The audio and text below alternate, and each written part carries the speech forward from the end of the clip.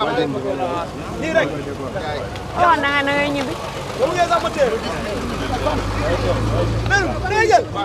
di nga taxaw baaxul de. moom dana woon day ñibbi. mbiru làmb. mbiru làmb. làmb yi nii. ak kan la làmb.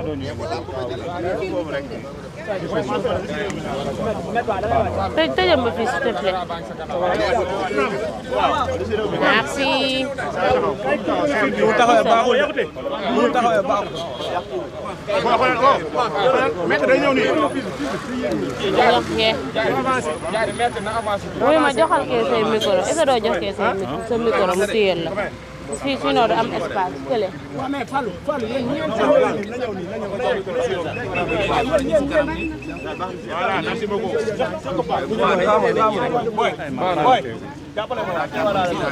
Bas Cunga Ngere. Bas Cunga Ngere doo ko baab balaa moo dem. Bas Cunga doo ko jël. am na micro bu ñu toog de ñëwul. c'est bon. pare ngeen ah.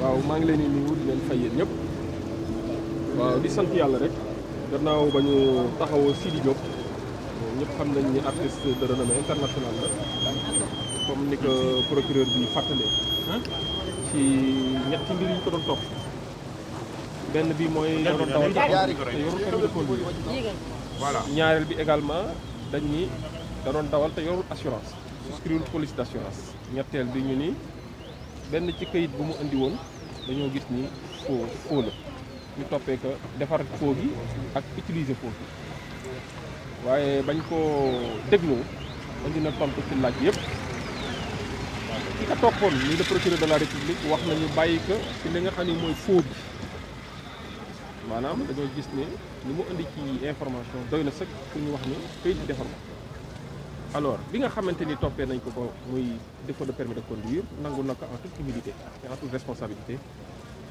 fàttali Sénégalais yi lépp ñi fa teewoon seede nañ ci ñu wax ni njuumte la alors ñun sunu taxawaay moo nekkoon ñu xamle tribunal bi kan mooy Sidi Diop naam ñëppay juum comme ni ma ko waxee tout le monde a des hauts et des bas des forces et des faiblesses te si sa dundal si la la sa natt yëpp natt bi arrivé waaye li am solo rek mooy boo juumee nga ñëw taxaw à la face du monde devant le tribunal et devant le Sénégalais les Sénégalais nga taxaw de maa juum te gis naa ni nit ku oyof la ku nangu ndogal la waaye ku wane yar liñ ko laaj lépp wane na ci yar teggin wane na ci woyof wane na am naa tur bi wala mel naan nii ñu gis ni kon jàng na ci lu bari te gis nañ ni la mu jàng fii dina bëri lu nga xam ni dina ko jariñ ëllëg beneen bi mooy ñun dañoo sàkk woon bu ñu demee ba ñàkk bu mën a ñàkk ñu ni ka lañ ko toppee moo ko def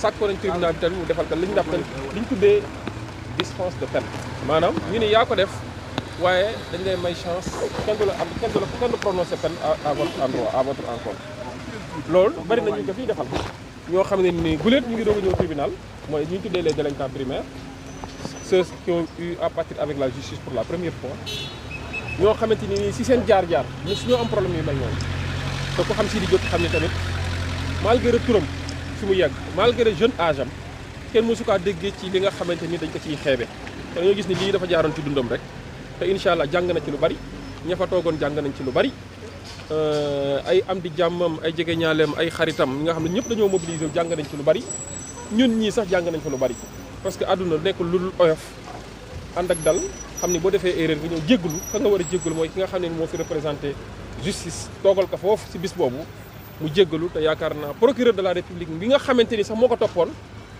demandé na sagesse su tribunal maanaam moom procureur mi ko topp dani il s'en remet à la sagesse du tribunal mooy maanaam mu ngi koy ñaanal njëkk kon kooku mérito na njëkk alors te gëm nañ ni incha allah bu tribunal bi war naree addu ci li nga xam ne mooy sooram ak li ñu ko toppee dinañ def njëkk te loolu rek la ñuy xaar maanaam am nañu yaakaar ne tribunal bu rendre décision moom Sidi Diop dinañu bi këram voilà ñu koy xaar nag. mais peut-être benn question si mbirum permis yi parce que dégg nañu ñaari version que ni musul am permis beneen bi amoon na benn permis international mais dañ ko sàcc qu'en est-il de toutes ces choses là. waaw xam nga yooyu yëpp du ma si sori li am solo mooy kañ nañuy rendre décision bi benn mooy décision bi dinañ ko rendre en cours d'audience maanaam bu tribunal yi jëlee pause ba dem saytu dossier bi dinañu wax lu si fa tukkee mais quant à li nga xam ne moom lañ doon débattre foofu wàllu permis yi moom ci ndeyu mbili gi nee na am na permis boo xam ne valable Sénégal te loolu nangul nañ ko maanaam réew mooy joxe permis mooy xool ku mu neex ci biir réew ma comme ci bitim réew mu may la permis comme ni ñuy mayee passeport alors te kenn andiwul lu toll ni tarfatal ay ni weddi ci ni moom permis gambien bi mu yoroon valable par contre présenté wu ko jour bi nga xamante ni moom lañ ko interpellé présenté wul ci mais moom wax nañu am na permis mais daf ko réer permis sénégalais yaakaar naa sénégalais fekk nañu mu ni amul permis sénégalais ñëpp xam nañ ni Sénégal effectivement pour nga dawal fii foog nga am permis sénégalais wala nga am un permis international alors foofu lañu yemagum ci mbir mi di xaar tribunal bi rek wax ñu moom Sidi Diop gannaaw li ñu ko toppee yëpp ak li nga xam ni teggi na ko ci tuuma ak li nga xam ni nangu na ko fan lan lay dogal ci kaw Sidi Diop te liñ ci yaakaar rek mooy incha allahu rabbi dina bàyyi Sidi Diop mu dellu ci ay ñooñam comme ni ma ko tàmmee di wax réintégrer la société en toute dignité et en toute honorabilité parce que ñu téye ko fii li muy yàq moo ëpp li muy defar li si amoon solo rek mooy ñu xamal ne que da ngaa juum te nangu na ko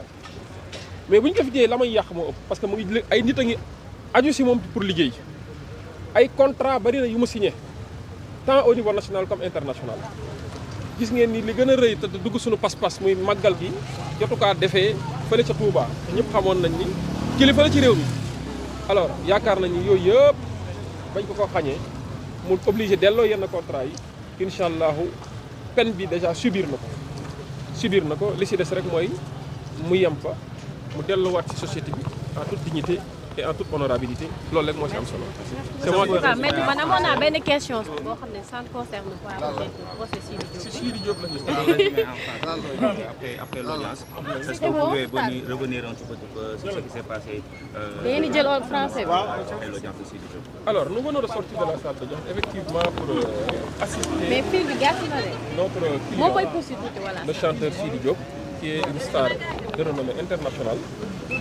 Sur qui pesait 3 chefs d'infraction, à savoir le délit de conduite sans permis de conduire, le délit de défaut d'assurance et également les faits de faux et usage de faux. Alors, il a été entendu et il a apporté les éclairages et les réponses qu'il fallait pour clamer son innocence et sa bonne foi et également faire preuve d'humilité en reconnaissant certains chefs d'infraction, notamment le défaut de permis de conduire ainsi que le défaut d'assurance. Alors, le procureur de la République qui avait mis en branle l'action publique a eu à abandonner l'infraction de faux pour ne retenir que le défaut de permis de conduire, le défaut de police d'assurance ainsi que l'usage de faux. Et ce même procureur, dans son réquisitoire, a demandé une application sage de la loi. C'est-à-dire, même le procureur a demandé la sagesse du tribunal pour permettre à Sidi Diop de rentrer auprès de des siens et reprendre la vie et réintégrer la société en toute dignité et en toute honorabilité. Nous aussi, du côté de la défense, nous sommes revenus sur effectivement la personnalité de Sidi Diop, ce qu'il représente dans la société et l'humilité dont il a fait montre devant le tribunal et devant le monde entier pour demander pardon, faisant savoir qu'effectivement il a fauté et il reconnaît sa faute et il l'a fait en toute humilité, en toute responsabilité. De notre côté, assurant sa défense, nous avons demandé à ce que le tribunal lui accorde une dispense de peine. C'est-à-dire, même si le tribunal déclare la culpabilité de Sidi Diop, peut, bel et bien, que la loi le lui permet, de lui dispenser de peine, parce que c'est la première fois qu'il comparaît devant une juridiction. Il a eu tort, il a demandé pardon, et une faute avouée est à moitié pardonnée. C'est pour cette raison que nous avons sollicité la clémence du tribunal dans ce sens. Et nous espérons que le tribunal qui vient de mettre cette affaire en délibéré, pour vider la décision en cours d'audience, c'est-à-dire après la pause, nous espérons que ce tribunal, après le prononcé du délibéré, permettra à Sidi Diop de regagner sa famille, la société, en toute dignité et en toute honorabilité. C'est moi qui vous remercie. Maître Abdoulaye Tall avocat. Merci. dama ko bëggoon laaj sax fii. xoolal. waaw. Maître Tall. xoolal. teel ma wala teel ma. teel ma moom micro.